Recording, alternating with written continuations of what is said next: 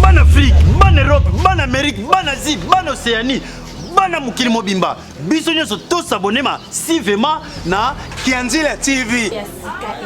Abonnez-vous massivement sur Kianzila TV. Bagage, ba télé-réalité, l'émission. Nyonso etali culture. Il y a RDC. S'abonner massivement na Kianzila TV. Bon s'abonner massivement. Kianzila TV. tous s'abonner massivement. Kuna bato kabino bodinga kabashwa na bino nde bokokuta. Biso nyonso tous s'abonner massivement. Kianzila TV. Kuna bokuta bagag ba émission ba théâtre solo culture nyonso RDC. Ah, vous avez décidé pour s'abonner. Ponga toi na s'abonner. Kianzila TV. Tous s'abonner massivement. Yaone amu so appliquer ka place ana boba mona pulu bamna sa boba mona pulu na badance na ndena kota na beti boy na sali boy na kanya na beti na soisu boy na lamyo kindi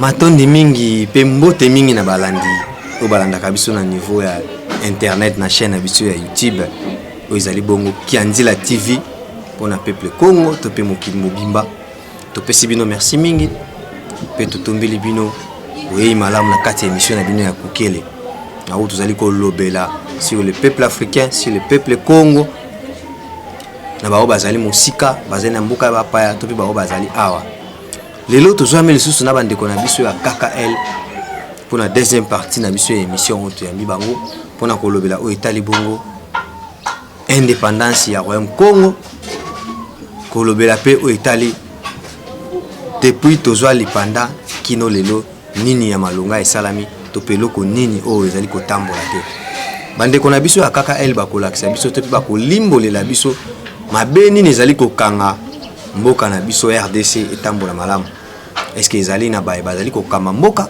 to ezali na baye bazali kotambola lokola peuple to pe na bato mosusu na yango to pesi merci mingi na oya pesi biso ndingisa ya kosala émission na nzambe mokonzi wa likolo pe to pesi merci mingi na président ya chaîne oyo mon boss Misha Marciano Nempiangu to pesi merci na cordon na biso Bobo Sem Love na réalisation to moni bongo Patrick Mbunga pe ngai chroniqueur na bino Rafik Mokonzi to tombele bino boye malamu na kati émission na bino ya Kukele na yango to ko présenter bino bandeko na biso ya KKL kasi yalembo bolanda oyo régé ko tiela biso comme élément bongo to kozonga sima vous avez déjà civilisé tu sais qu'est-ce que la civilisation donc monde est va apprendre biso vous avez déjà civilisé mais le indépendance à Congo central et que sur la Congo central sur le peuple Congo comme libre à réunifier Congo dans tout la vision l'Afrique centrale est comme États-Unis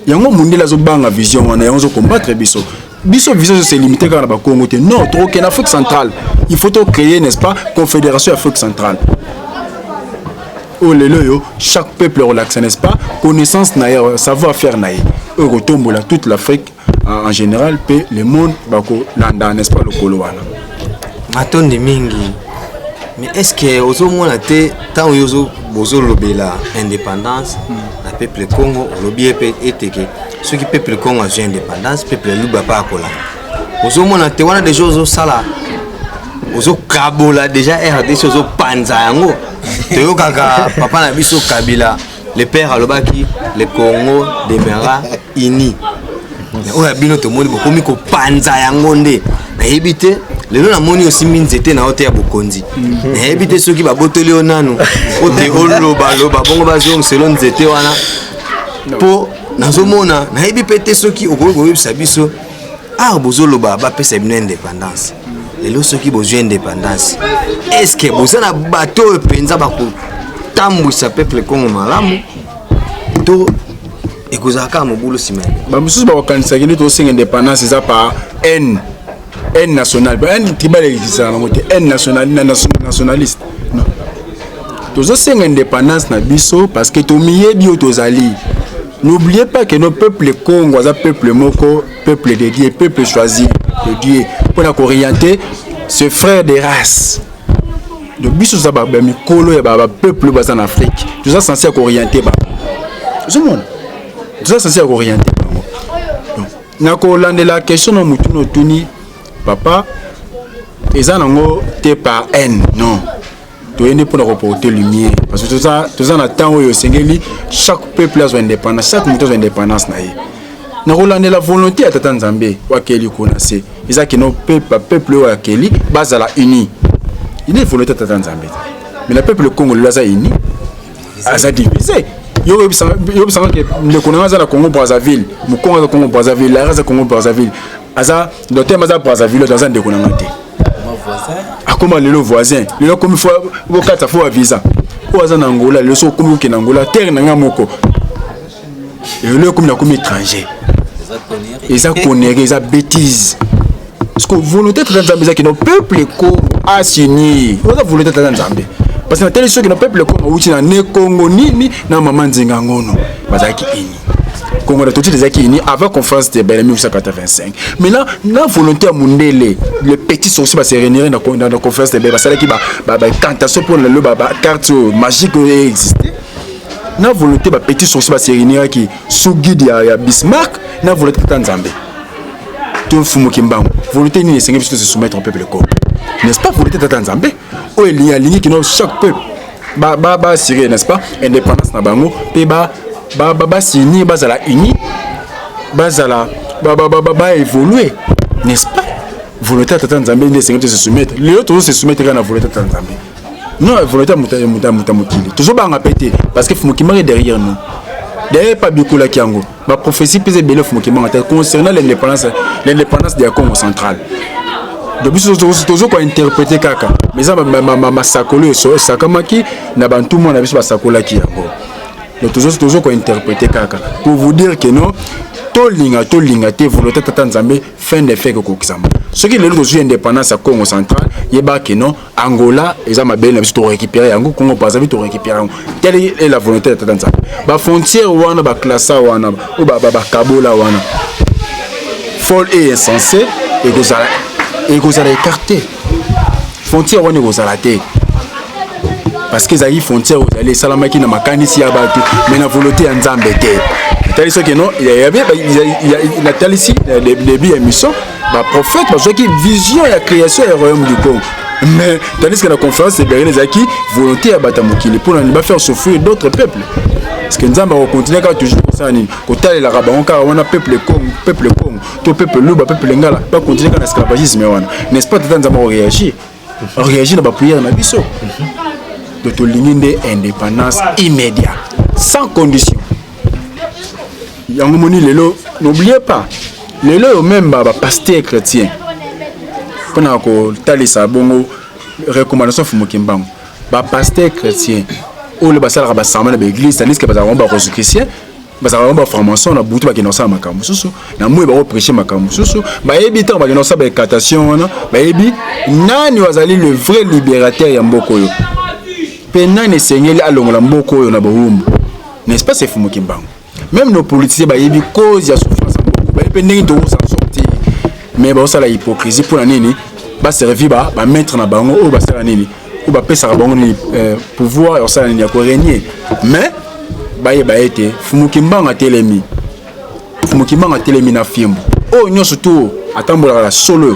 On a respectant bien côté Nzambe ceux qui à côté ça contact na Fumukimba au moins la Fumukimba va apparaître na film na mabo et il tel sanini Fumukimba a frappé tout le monde à l'exception des personnes ko banda likolo ya mboka tina se ils ont yo politiciens au camarade mboka en détournant le peuple on va la frapper ils ont yo religieux au tambola kamabe n'est-ce pas au salaba commerce des armes au cause de la population on va la frapper et ça yo petit peu poser la sorcellerie on a même bisaïl mabe et ça na niveau où ende écoute wapi Fumukimba va beto film Fumukimba te une film ah bani d'abord ko beta pas examiner que non na roya na s'occuper na bina bani d'abord beta na mindele papa kimi na Rome pour le pourquoi kimi la coronavirus kimi ne frappe à Fumukimba les autres la plupart va payer ça la minimum bien en Afrique va attaquer les États-Unis baza frappé makasi na coronavirus aussi France aussi Italie ozomona maintenant nyonso elakisa nini donc tata nzambe atalisi bango ete baza bana mike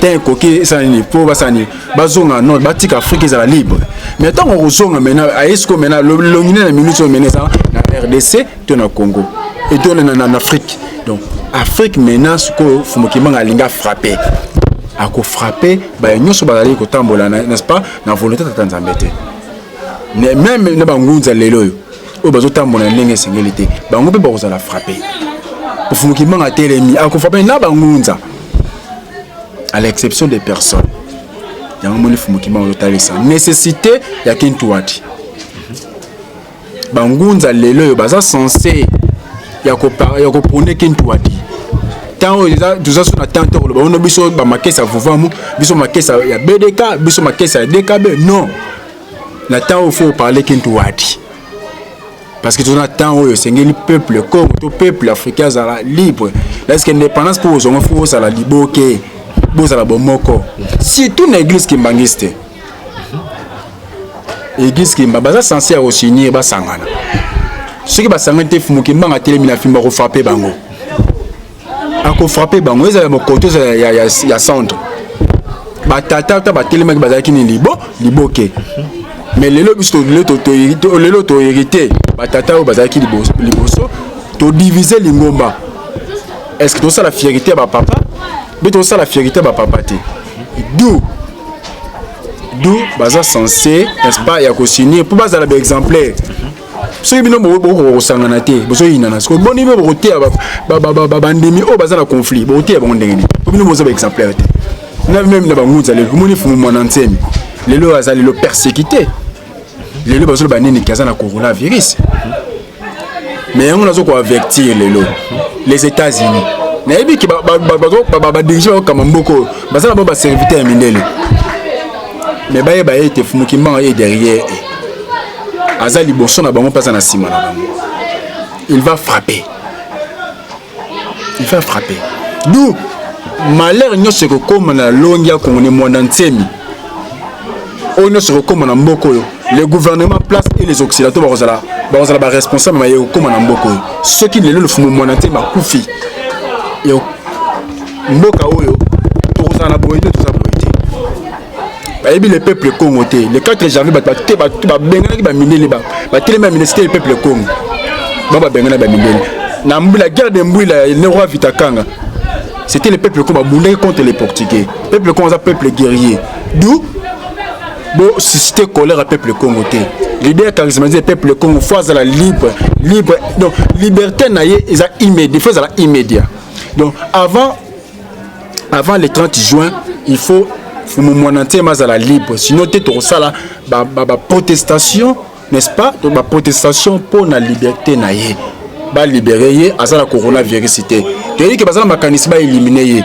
to za bangunza to za ba manef n'est pas sala na ba bazo tinda ba sala loko na ba bazo ko tinda Fumukimanga azo misu na yesa na corona bango misu neza li corona bango voilà vous allez message na kotalisa matondi mingi ndeko Tokyo moko lobaki a bimisi bien olobi ete Fumukimanga telemi pona ko beta lobi a beti na Amérique a beti na France donc a beti na Amérique a beti na Europe siko ya kiti Afrique mais tant yo lobi a te Fumune mwana nsemi na corona poto o eloko o to yoki ke e beti mingi za maladi wana ya corona mais tant yo moko bimisi ke zana yango est-ce que wana etali su batu ba beti se yango to lem Fumukimanga nda bambie yango pete RDC ozala frapper la coronavirus te parce que coronavirus elekaki makani ya mindele ezalaki nini coronavirus eboma ba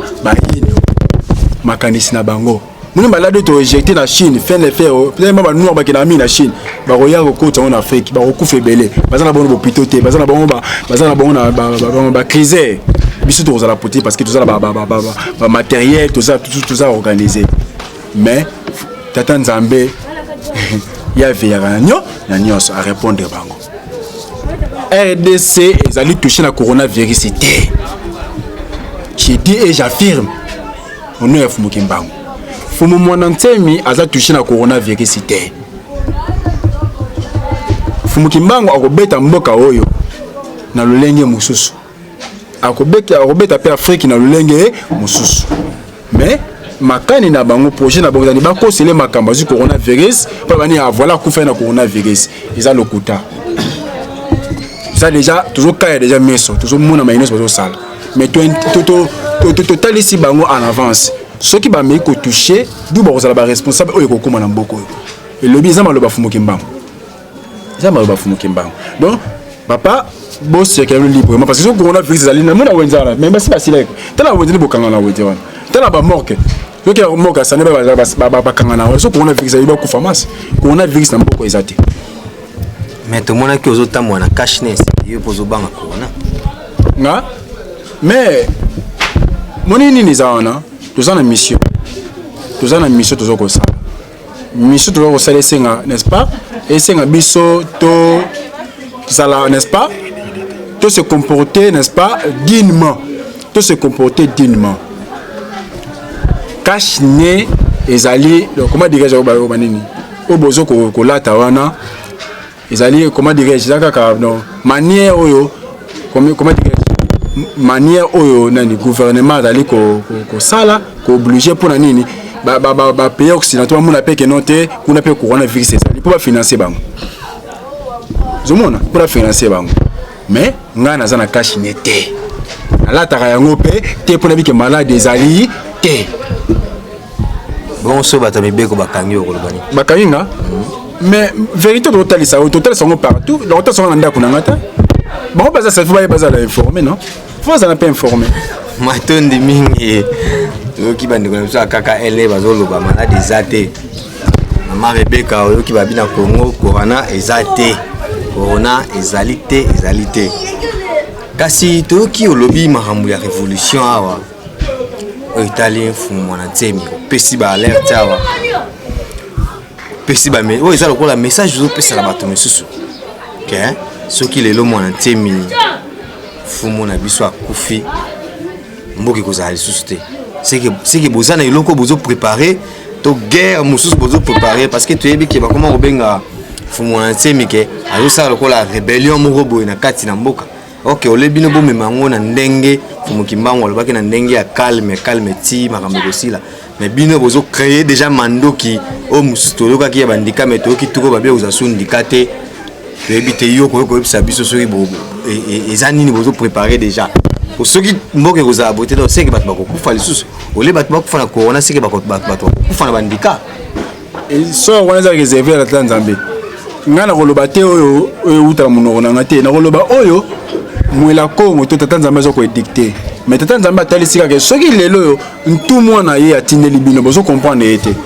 parce que sur d'autres si ba voyer na bango ba savant ba protéger bango mais là vous protéger fumu mwana ntemité mais prouver bino face au monde à t'enseigner bino mayo boye ba quitter sur le plan politique sur le plan scientifique sur le plan spirituel mais regardez ne besoin foutailler regardez besoin samoussa face au monde mais yo kasi tata nzamba tinda ki a hotel bino ka ndengwana non tata nzamba doit répondre à bino yango na bino ni keno lelo soki tout moi lelo fumu mwana ntema kufi oyo koya l'état congolais na ba occidentaux bazo tinda bango ba la responsable ezama lo ba fumu kimbango ba la responsable bango effort nazo banga te parce que fumu kimbango est derrière moi on a zo besoin véridique d'où ça la tension paix vigilance ya peuple Congo partout aux alliés ça l'a éveillé alerter tout le monde projet zali ko assassiner fumu mwana ntemi projet bazana projet ko éliminer fumu mwana ntemi bon transmettre des messages partout le ba voir nyon surtout vous allez éveiller do mutako sabino te que non fumu mwana ntemi azu corona eza le kuta vous allez éveiller parce que ba leader tata matine il faut protéger mingi bazwa chance ba message de dire le quoi peuple congolais le quoi peuple congolais peuple congolais ba tout le monde belé tata mais tout le monde besoin mona lelo fumu mwana ntemi ba tout le monde so bazali ba ngunza muso pour protéger bango mais regardez comme vous traiter bango donc ils ont vraiment malheur mingi parce que ignorance mingi au to sana yango donc maele to ça on a sima même bozo balibo liboso lelo lelo boma lumuma vous regrettez lumuma n'est-ce pas lelo boma kabile les pères beaucoup regretter lelo bo participer à liwa même ya invité kimpa lelo bo regretter invité kimpa ba tout mo belé lelo bo participer à liwa na bango bo mo lela bo bino africain mais lelo so bo lingi so participer à liwa ya fumu na te bo regretter que so azalaki et on te le dit que non. C'est le temps pour libérer Azala libre. Azala malade était pour libérer. D'ici les 30, Azala libre. Sinon, le peuple Congo Azala derrière. Azala libre son abino. Ce qui bobomé bobo mabiso nyonso. Matondi mingi Pedro Kanga piango la Kolanda biso. Tomoni bongo pasteur Ngwabi Makandi Azakolanda bande ko namso kaka el neng ba pesi annonce na bango ba libérer leader na bango ba libérer fumu ne mwana ntemi azali na maladie te kasi bino oza komona ke yenda azali oya komema peuple Congo vers victoire et indépendance na bino bozali kosenga en réalité la temps tozali oza comme référence aza comme kulu toza fumu mwana ntemi ça y est mon côté papa lulendo bazali ya padisme bazali tuzana papa kusu bazali tuzana na papa lukao ya DKB bazali bangunde bazali papa toli bazali tuzali ebele mais fumu ntemi les différences c'est nini fumu ntemi azali instructeur premier azali oyo babikula na mbandantsanda ke bokozwa instructeur oyo ko ma livre ça fumu ntemi asa prophétiser bangunde musu bala ba telema mais ba fuba ça derrière fumu ntemi yango bengele kintwadi basimba sana zumona zaka te fumona te seul a okokate et ça peut appuyer bangunza mususu zumona mais c'est lui comme référence comme kulutu comme instructeur promis par Fumukima na Banata c'est fumona ntemi tout ça la ignorance tout l'année prophétie to bunda sa professeur Fumukima ngute non professeur Fumukima c'est clair tout est en open ngé sengeli to bakisa te longola te matondi mingi kasi tozali komona kaka na bakombo tangi wana moto na moto azali kobima amibimisa ye moko leader ole ete beaucoup peuple Congo esangana po te misa leader moko batambola elongo mais tozali komona o kuna koloba na ndenge na ye po yaza mokonzi o kuna pa zoloba na ndenge na ye po za mokonzi mais soki bosanganiza été entre peuple Congo moi te ke botambola kaka malamu te po soki lelo fumo na ntimi azali te bao bakotikala bakozaka na guerre okuna koluka ya bima leader okuna koluka bima leader pona nini te bosali koki kosangana déjà na tongonga o fumo na ntimi azali nano vivant boyeba nini tokosala pona peuple Congo soki nga azali te eloko nini boko continuer nango makanisi nini boko tambola nango po tozwa lipanda o bino bozali koluka wana bozwa yango po tuteyebite soki Congo ezwi lipanda siki kolongwa na RDC toyebite siko ekokoma ekotikala ekokoma pays Congo to ndenge nini ndeko mosusu mpe bazali bakoko répondre mutalobaki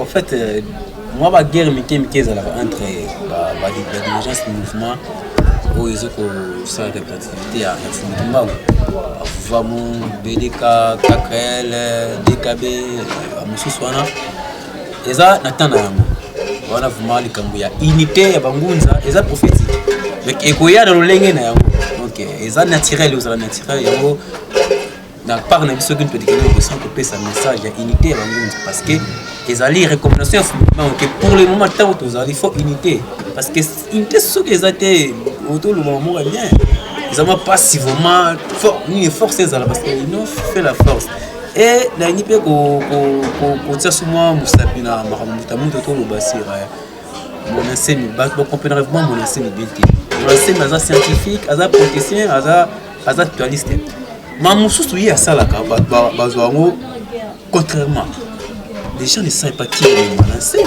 ceux qui ont le moyen mon enseigne moi azali côté la comment il est faut ma commune aye nga nazaki parmi bato ba boya mon enseigne ba bayini tant on va les jours natanga ka livre les saboteurs de l'authenticité et c'est qu'on a compris qui est ce messie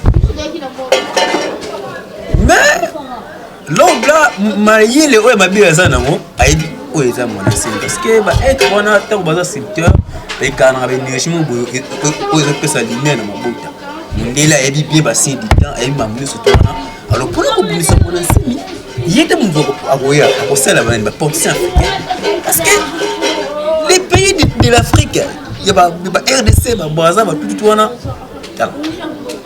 tout ce tabouisme tout ce va mentir. La RDC représente la Belgique en Afrique. Brazzaville, ils ont représenté France en Afrique. Angola, ils ont représenté Portugal en Afrique. Donc, on a une existence, c'est un pays, Brazzaville. Donc, automatiquement, nous sommes toujours colonisés. Et pour dire de l'Afrique libre, il faut que la frontière au monde soit effacée. Parce que nos présidents, ils sont dirigés, non? Mais ok, ils sont dirigés. Alors, à quoi être dit chef, tant que vous êtes dirigé par les soucis? Vous avez France, autant de que nous sommes là, il y a président parce que ça va payer dans ça. Donc, mon délai pour aboulir l'Afrique, c'est la solution de leader africain. Qui ont la guerre, soit nous l'idée moi africain au télé pour nous soit mon sang pour combattre par ignorance parce que combattre parce que c'est combattre bon moment donc bah comprendre bien après bah président na biso pas comprendre bien après donc voyez azo servir mondele afin de fêter au coin mayele tant on télé na ba mondele ça l'état les gars dit bah on y est tout le monde a dernier discours la président de l'Afrique avant c'est que discours de la révolution il bosso za ki révolutionnaire tant on comprendre tant on va comprendre masolo bien on est éliminé mona semi ba président de biso football ko ba comprendre qui ni mona semi indépendance c'est ba Congo pour na kosala moni ni eza na intérêt ya ba nyos parce que ce qui est les peuples Congo ba sengere ba indépendance ba longo na RDC automatiquement carte géographique mystique mondiale pour la RDC mon peuple africain parce que RDC tango longo bala moko automatiquement frontière oyo bango ba tia ki mindele automatiquement ça est disparaît sur les plans financiers tout on a professeur Moudamou attend qui que la lumière qui réhabitera le monde provenant du Congo autant où les peuples Congo ba Congo ils ont toujours na carte il y a pentacle et ça les cartes ya RDC au mondele attaque ba mystique na e ce qui ka peuple Congo ils a kaka na carte je vous jure dans une vérité l'Afrique est toujours la souffrance donc et donc indépendance c'est peuple Congo ils ont pour intérêt à tenir surtout à quoi dire moi je suis congolais na ba pays le ba RDC ça théâtre on a vérité on a les nations beaucoup bah français bazaka fier on a fierté je suis français parce que France est répondant à ma besoin de sur presque bah meke balobaka l'Amérique d'abord vous comprenez bah meke balobaka l'Amérique d'abord parce que Amérique ça la ligne et répondant à ma besoin de à quoi bon de dire nous sommes des Africains bah nous sommes des Congolais c'est bêtise donc il va viser mon ancien atteignant mon ancien l'élimination des frontières coloniales. Et ça le roi Fumigima Galobaka égalité raciale va finir par boyaka mais le lot talent des États-Unis comme égalité raciale. Tant qu'on Galobaka égalité raciale va finir avec les mêmes élimination des frontières coloniales. Peuple comme toujours appelle ça la lumière mais il faut toi qui ne pas comprendre que c'est quoi la nécessité d'élimination des frontières coloniales. Donc, on a pris sa réponse. C'est vraiment libre, petit libre parce que je vous jure, quand toucher le monastère, mais tout le monde est physique. Et c'est un acte spirituel. Par contre, la pini.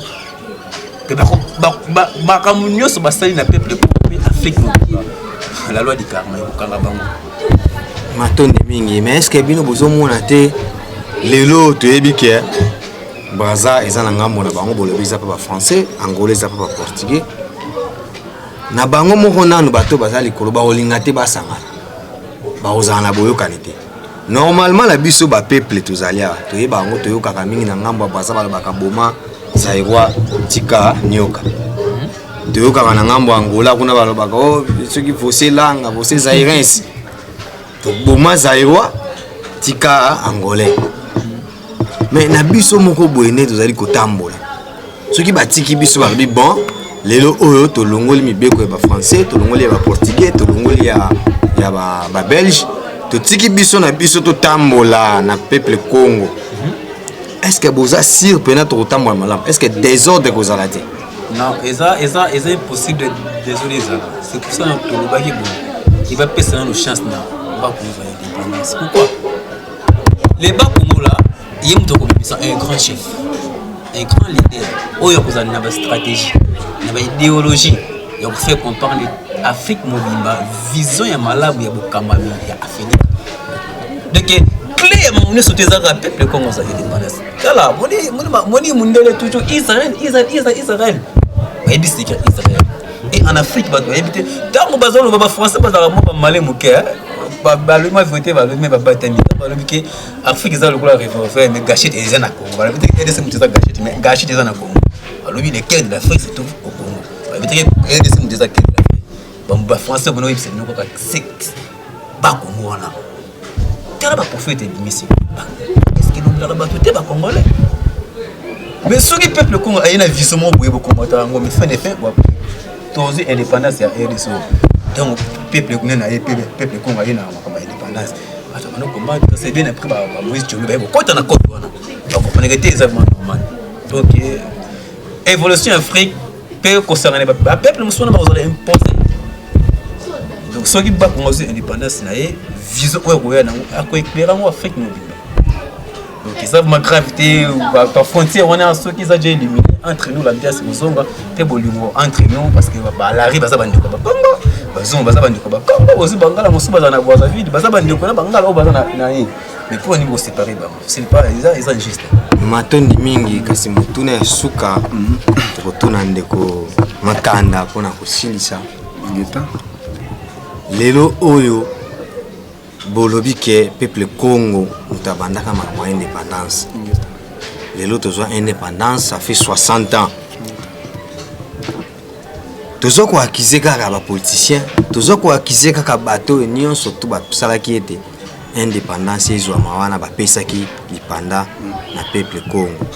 Parce que les autres, depuis 60 ans, ceux qui tout allait bien, tant que l'indépendance ils ont mis, ils ont réussi à faire le peuple Congo pour l'indépendance ils ont mis. Mais ce qu'on pendant l'indépendance ils ont mis depuis 1960. Et l'autre qui est en 2020, 60 ans. Le peuple Congo, depuis à l'Ipanda, assis à Sali Nini, a bénéficié de Nini. Et l'autre qui a visé à Tozo Kende vers Tozo Longa 60 ans, Tozo Kende 61 ans. A visé Nini. Vous avez un poste à l'Ipanda, les soucis à Congo. To, Makamonsus Mazali, vous avez un bomba dans la carte. Nakozonga mon histoire ba changera yango te. Histoire ba changera yango te. La ta lelo yo boboyi na bino kotombola fumuki mbango. Que beaucoup mémoré était héros. Mais histoire est teti. Lelo boté na ba mituka, banda kuna bino tout ça lelo tous les peuples d'Afrique ba mu ko dore fumuki mbango. Mais ils allaient kotombola déjà.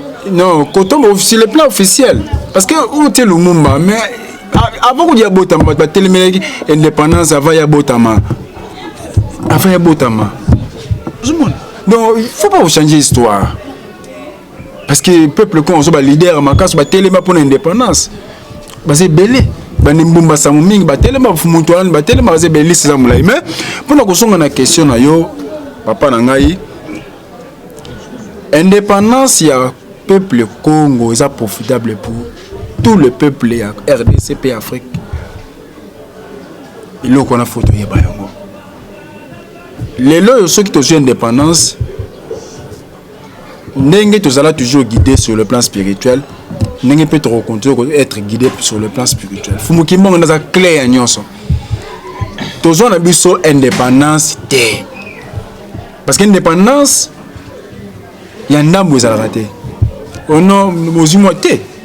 Indépendance ndambo ezalaka te ou soit aux libre ou soit aux capturé soit aux capturé ezalaki nde pas binga bingiso bengo pas basalaki nde pas mais bazo ki indépendance te yango biso lelo ba contre senga kimpo anza depuis indépendance depuis 1960 même lui-même Mutakasa akamba maki na ba belge c'est que akosaki bino akosine bino te nazo chose à la vérité papa nanga ba conseiller bazalaki même na bioko ya Mutakasa c'était les Belges non n'est-ce pas Effectivement. Ils savent pas ba histoire Mutakasa va travailler librement te Nathan na yomoni ba sécession et consort tout ça kasi on a pour vous dire que peuple Congo depuis pas au basado depuis ba muta ba telemaki pour l'indépendance moi pas au basala qui wana depuis 1970 jusqu'à nos jours peuple Congo a une liberté à s'exprimer ndenge nini ako évoluer mais tant bisto vandi to sali bilan tant leki na tant to sali o to kene to monike na continuer ko za na RDC et ça perte du temps pour na biso to s'organiser té raison pour laquelle toujours c'est indépendant pour s'organiser mieux parce que n'oubliez pas que le peuple Congo est un peuple civilisé. Je vous dis aujourd'hui le tout ça na culture mandombe ils ont inventé par un Congo et puis Congo ça aujourd'hui le peuple Congo misé Fumugimba tout ça na banane il faut ça banaliser attends vous avez une faut ça banaliser pourquoi kaka bango bazwa ka bato bakoya ko kamba ba sa vision ya monde lelo bozi une fumu mwana ntemi a démontrer bino ba carte ya Afrique centrale nouvelle Afrique de l'ouest Afrique du nord et est nouvelle a démontrer bino ba carte a commet bino ba mikanda ezali ozo parler sur l'Afrique où est lobby a pesi bino ba projet ba plan abi c'est faisable mais lelo bo traiter de la sorte mais abîmer le peuple Congo mais le peuple Congo à ça peuple mais faut ça banalise non faut ça banalise pourquoi quand on a mboka liboso na pas basa indépendance na pas basa qui faut ça la Congo pourquoi quand on conduire indépendance pas basa qui liboso faut ça la Congo non biso to sali banalise comprendre que non sur tous les plans il y a un ça ne va pas d'où que demain na RDC ça en fait ça cachot il y a un biso to c'est indépendant paix ils ont tout ça la réclamation tout ça na ba moyen sur pour tout indépendant sur le plan spirituel et sur le plan physique et sur le plan scientifique nous ferons tout pour le peuple Congo le Congo central les à libre pays on toujours tel c'est le peuple Congo partout zali koina mungala te koina muswahili te koina mango parce que bande kono ya race mais mutu nyonso ko telemeza la mondele ezala mutu mwindo azala ekolo nini okotelemela indépendance na yo aza monguna na yo et utiliser ba moyens nyonso mpona koluka ko effacer kolongola na trace na nzela na yo combattre indépendance partout zali zala libre partout zali affirmer liberté na yo tu es libre fumokima ngapesi mino liberté donc peuple Congo partout zali peuple africain en général vous êtes libre de réclamer indépendance sur le plan physique parce que sur le plan spirituel vous êtes libre de réclamer indépendance na bino. Voilà, réponse à Moutouna. Matondi mingi bandeko ya KKL na nebo ya bibiso pe bolimbole libiso o etala kibongo indépendance au peuple Congo azali ko senga. Kasi message nini ya suka okopesa na bandeko banso o bazali kolanda bino ba o bazana posa ba demire na kati ya kimpwanzo bolingi kozwa ba oni swalingi bala na nzela wana ya kozwa kimpwanza bakoyi kozwa bino wapi bakoyi kobenga bino na numero nini esika nini bakokuta bino voilà tondo mingi ona bayebanso bazali kolanda biso pete baleka na kolanda nzela ya kipwanza totiko tatola na kati mesika bakozwa biso bongo na adresse ya Lukandu numéro 73 toyebi moment tozali eza moment bakreele biso ba coronavirus confinement oui, c'est que actuellement toujours au sangana té nesiko to sanganaka d'habitude et toujours profiter pe na occasion ko senga pe aide ya bande konyo so azali ko bengama Congo ba Congo pe kaka te ba otiko loba awa indépendance ba Congo ko profiter pour ba peuple nyoso vous comprenez donc peuple nyoso ngana zaliawa naza muluba 50% muluba Congo 50% mais nazali awa donc bande ko mususu bazali ko na biso balanda bongo exemple ko ete bango pe ko s'organiser alors to sengi aide ya baluba bangala baswahili ya ba Congo to bazana diaspora to bazana Afrique ba ko soutenir biso na numéro to pes to zo pesa sikoyo ezali bongo 04 plus 243 82 17 68 525 to bandeli plus 243 82 17 68 525 na Kintwadi nde tokolonga po ete indépendance ya bakongo ezali nzela ezomema biso mpo tozala uni États-Unis d'Afrique centrale na kati baluba bakozala bangala bakozala ozomona. Alors tous se soutenir tosunga. Voilà les autres précisions bokozwa yango après l'émission na couloir adresse matondi mingi Kintwadi vers la victoire topé vers Kipwanza ndenge bandeko ya KKL balobi na yango topesi merci mingi na oyo apesi biso opportunité mokonzi nzambe azali na likolo pe topesi merci mingi na boss Misha Marciano Nempiango topesi merci mingi na mama Rebecca topesi merci mingi na balandaka biso na niveau internet tope ba internet nyonso to batalaka biso to bosa na bongo te kolobela bino ete bosabone massivement na Kianzila TV kuna bokuta makambo manso oyo etali Congo oyo etali Afrique pe oyo etali monde entier.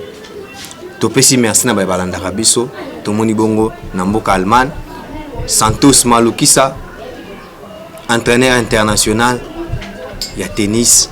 Topesi merci mingi na Pedro Kanga Mpiango. Topesi merci mingi na Mbuta Chikeva, Mbuta Lutonadio, Alpha Fusu na États-Unis. Topesi bongo merci mingi na mama Rebecca bao banso basutinaka émission na biso ne Mwaila.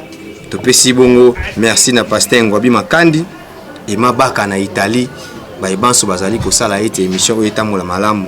Ngombe Faustino, Joe Pop, Papi Marciano na Suisse. Tobosa na bongo te na régie na réalisateur na biso Patrick Munga wa simbi caméra topé régie na biso na réalisation azali ko sala ete bomo na ba image oyo na ngonga malamu pe bozo yango na ndenge ya kitoko na boye totiki maso na maboko ya Nzambe kasi bao bazali na posa ya kopesa conseil topé likanisi na biso ba chroniqueur na biso to ba chroniqueur bazali na Kianzila TV. Ba numéro ezali bokoki kobenga na numéro ezali kobima kuna au bas de l'écran nde bako orienter bino na bandeko banso bazali ko travailler na kati na Kianzila TV. Topesi bandeko ya KKL matondi mingi to ebi ezali to ala liboso pe ya sukate to goya lisusu pote to lobela o etali Congo to etali Kimpwanza ya peuple congolais. Matondi mingi na bino ngai ndeko wa bino Rafik Mukonzi na pesi bino merci mingi. Bo continuer ko s'abonner na Kianzila TV. To landa mi bongo na mikolo mikoya. Merci mingi.